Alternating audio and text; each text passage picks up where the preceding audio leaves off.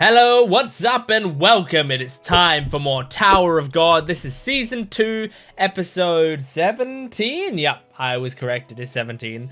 Last episode we had Balm facing off against Shibisu, and we were doing the match, and then the match ended, and all the people who passed, I did get clarification that yeah, it was you know, spots onto the Archimedes, which I knew that, but then I was like, but I wasn't 100% sure if Archimedes was just like one way to get to the next round or if it was the way. But it seems like it is the way, and then they showed that endorsi didn't pass.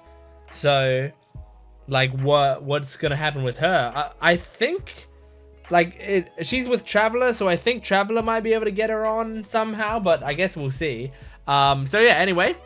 Let's just jump into the episode. Make sure to support the video if you can, liking, commenting, and subscribing. And go to my Patreon account for the full-length reactions, as well as you get early access and exclusive videos for both this channel and my Jent Watches One Piece channel. But let's jump into this. Season 2, Episode 17 of Tower of God.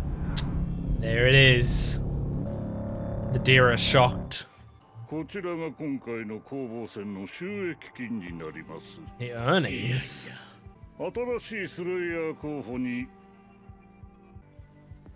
Oh? Oh, she is here. Mad dog.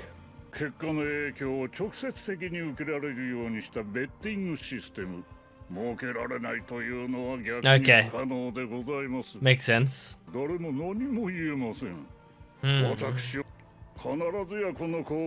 Does any of this affect us, or is this just background lore?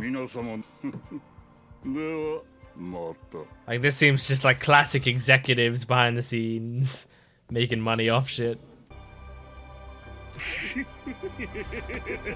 Oh my god. It's really funny. Having your villains go funky down there is great. Assuming they are villains.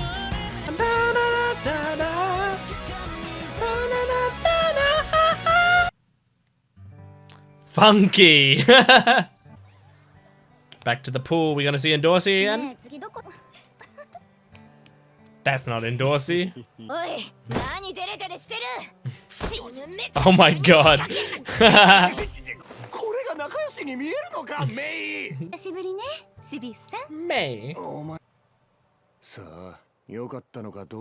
You guys are doing great. Cute.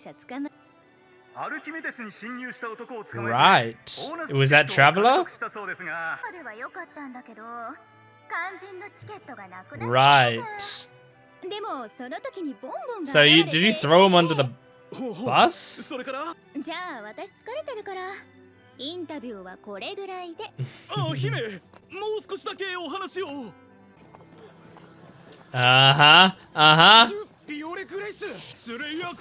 I want her to talk to him. Confirm if he's Balm. She's not as friendly now.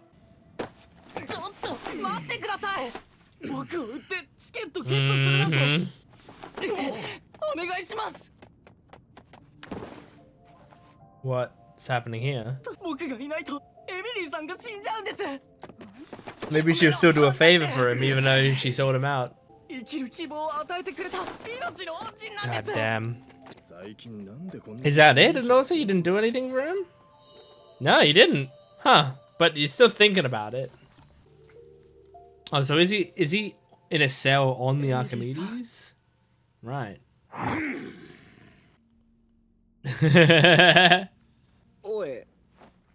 He's our friend, don't worry about it.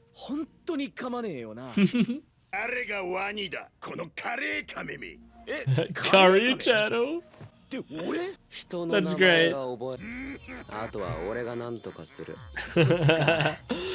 It's been a long time, Rack.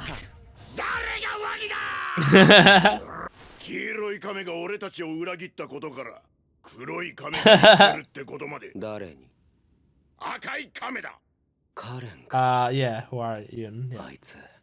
It's funny how you can just figure it out just from the color of their hair. God damn, this guy.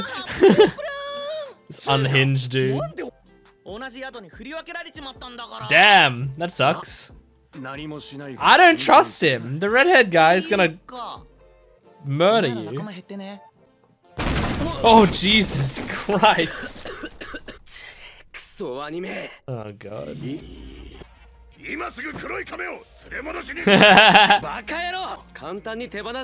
Oh, I forgot Rex's personality. He just wants to get shit done. Yeah, don't think about it. Rex kind of like Luffy in a way. Like, let's just go to the boss and deal with him.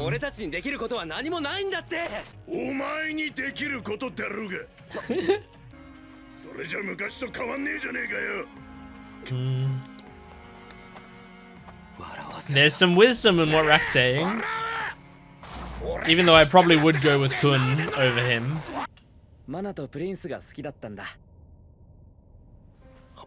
Aww. Wangnan's so nice. True. Khun only lets his friends get to him. Did she just like cook him? Yeah. So even if you have something good, you can't enjoy it.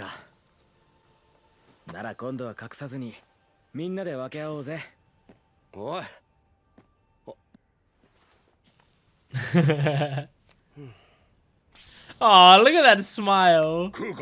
He's actually proud of Wangnan.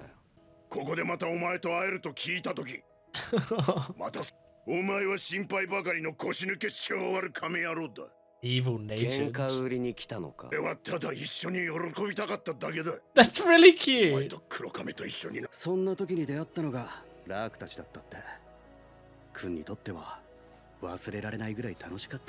Even though he didn't feel like it at the time.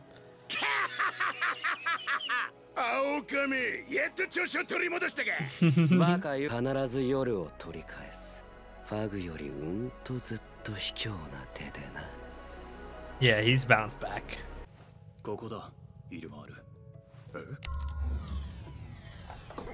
Where? Oh! Is she actually here? Is this real? Is she actually here? Aww!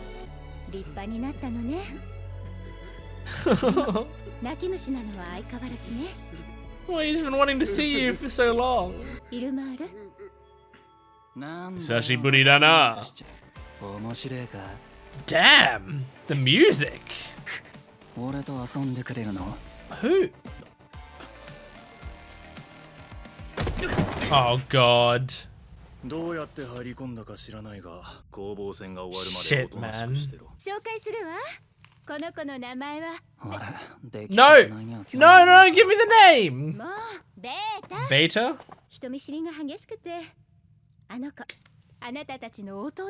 Okay.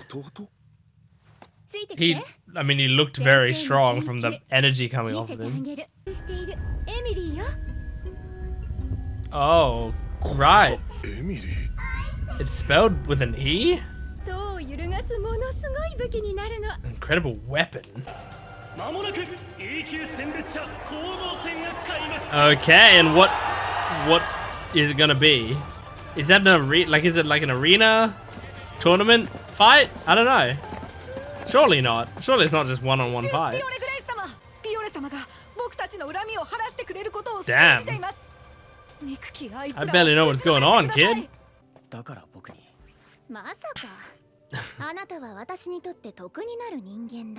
I love her design.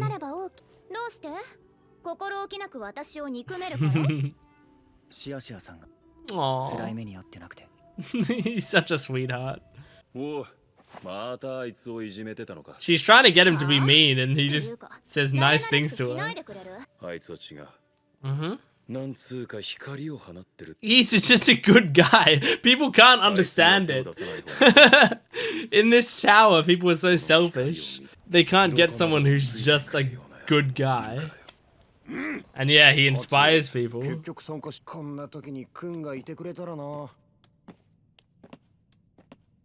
Oh shit. Okay. Flag. Okay. So you have to hold your flag the whole time.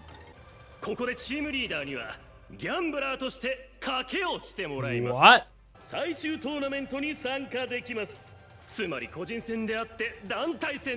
Huh. Okay.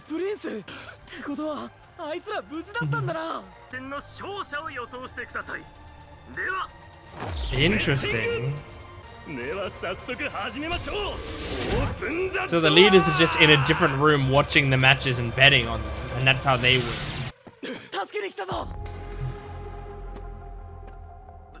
Oh shit. And he's in a schoolgirl uniform, in a sailor uniform.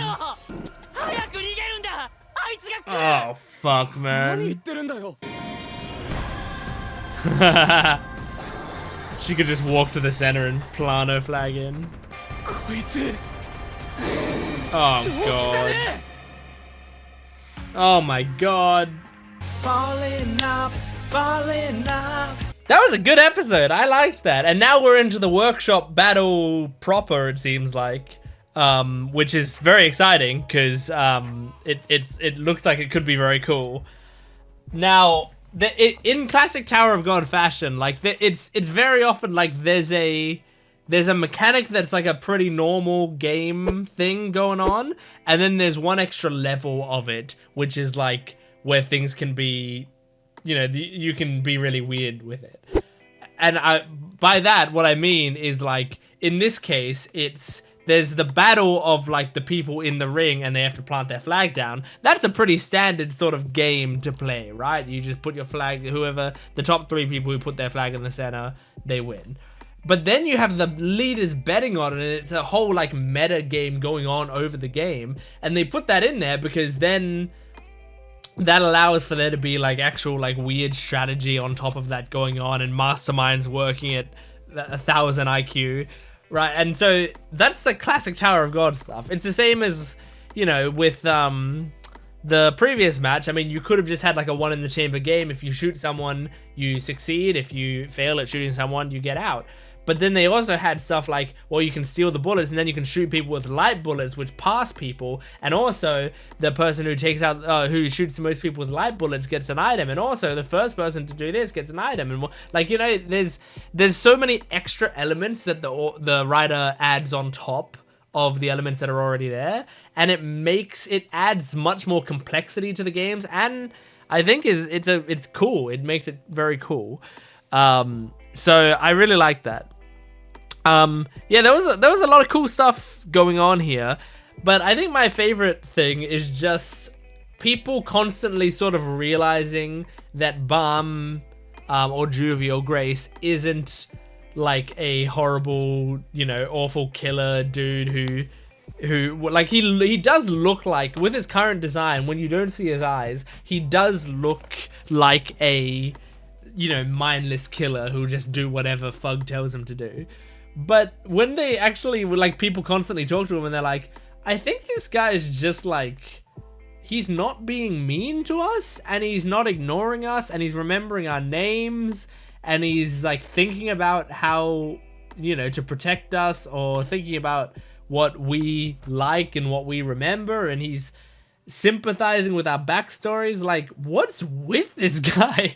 And it's just like, for a little bit, they really can't believe that this guy is just nice. That Balm is just a good guy. And I think that is a symptom of the tower and the way that the tower runs. Because, like, people call Tower of God, I've heard people call it like Tower of Betrayal or whatever, like something along those lines, right?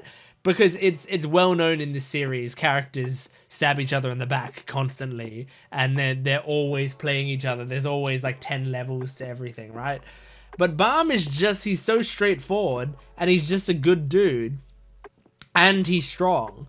Like, I feel like normally good dudes will get crushed on the lower floors and they won't pass and they won't get to climb. But Bam is very strong and a good dude and, you know, does what he needs to do to survive, but always does it in the best way possible. Always does it, you know, for other people. And so people just can't understand that. But as they also said in this episode, like, he gives off this light that inspires people. And the reason that's dangerous is because there are people who will follow him to the ends of the earth. Like, we will struggle to betray him because he has so many allies out there who are coming after him. And that is what's happening. Like, it showed Rock at that time, because Rock is going to be coming for Bam in full force, and it's really cool. I loved having Rock back in this episode. He's such a cool guy. You know, we haven't seen him basically properly since season 1. I mean, we've seen him in a scene here or there, but not properly got him in a real conversation. And he's just as good as I remembered. I had forgotten why I liked him, but now that we're seeing him again, it's great. Like, he's straightforward and he's got a very simple way of thinking, but he's like surprisingly empathetic. And he actually is like, I mean, he's kind of a lot like Luffy in a weird way from One Piece, in that he's, you know, on the surface, very dumb, right? And everyone looks at him and goes, well, this guy's a moron. And they're kind of right about that. He is a moron. And yet he's surprisingly in touch with his own emotions, and he's impatient to get his goals completed. You know, he wants to, you know, he wants to, if there's someone that needs to be beat up, he wants to go beat them up right now. That he doesn't want to wait around and you know, plan out and figure out exactly what the best way to do this with the least casualties or whatever. He just wants to go and do it.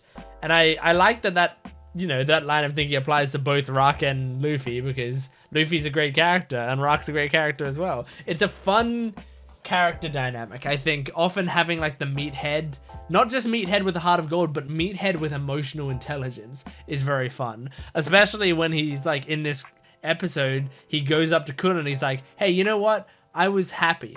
I was glad that you're alive. I was glad that Black Turtle's alive. I was glad that, you know, we could come together and maybe we could climb the tower together again. I wanted to do that. Like, that's a man talking about his feelings right there, you know? He's actually like properly sitting down and having a conversation about how he feels, and it does, that sort of thing gets through to Khun, because that, like, it's so honest, it's so real.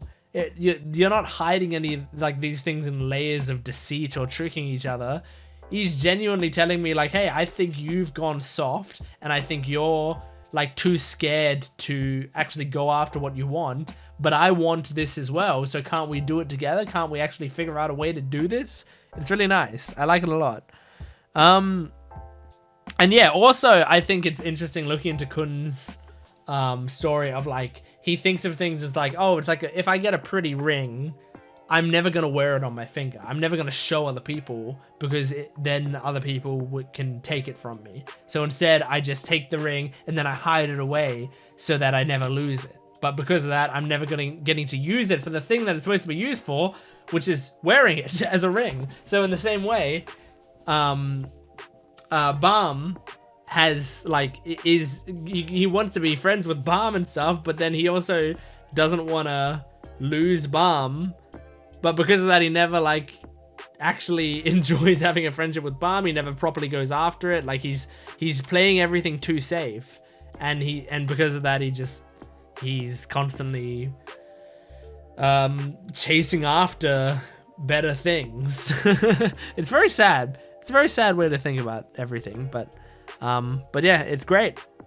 I'm looking at my notes. Anything else that I actually want to talk about? I have a lot of notes, but I don't think many of them are necessarily things that I want to talk about. I've seen Dr. Sophia in this episode, even though I'm worried about where that storyline's going. It's cute seeing that reunion. But yeah, I think that's it. I think that's all I wanted to talk about. So that's season 2, episode 17 of Tower of God. Thank you for joining me. Make sure to support the video if you can, liking, commenting, and subscribing. And go to my Patreon account for the full-length reaction, early access, and exclusive videos. I will see you next time. Goodbye.